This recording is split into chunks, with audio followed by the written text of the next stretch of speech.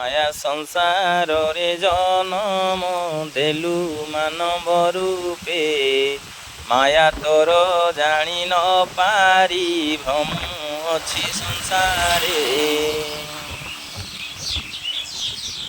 ମାତୃଗର୍ଭୁ ଯେବେ ବାହାର ହେଲୁ ଧରା ପୃଷ୍ଠକୁ, ରାମ ରାମ ନୀତି ଭଜିବୁ କହିଥିଲୁ କାହାକୁ।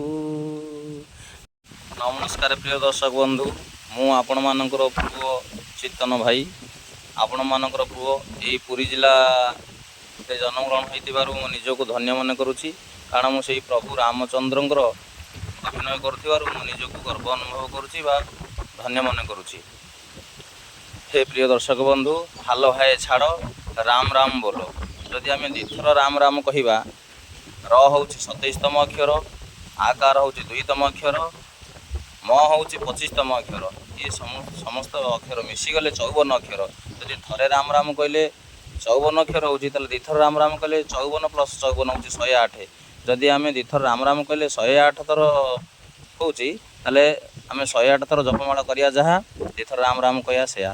ସେଥିପାଇଁ ହିଁ ପ୍ରିୟ ଦର୍ଶକ ବନ୍ଧୁ, ଆପଣମାନଙ୍କୁ ବିନମ୍ର ଅନୁରୋଧ, ହାଲୋ ହାଏ ଛାଡ଼, ରାମ ରାମ ବୋଲୋ। ଜୟ ରାମ ରାମ, ଜୟ ସୀତାରାମ, ଜୟ ସୀତାରାମ।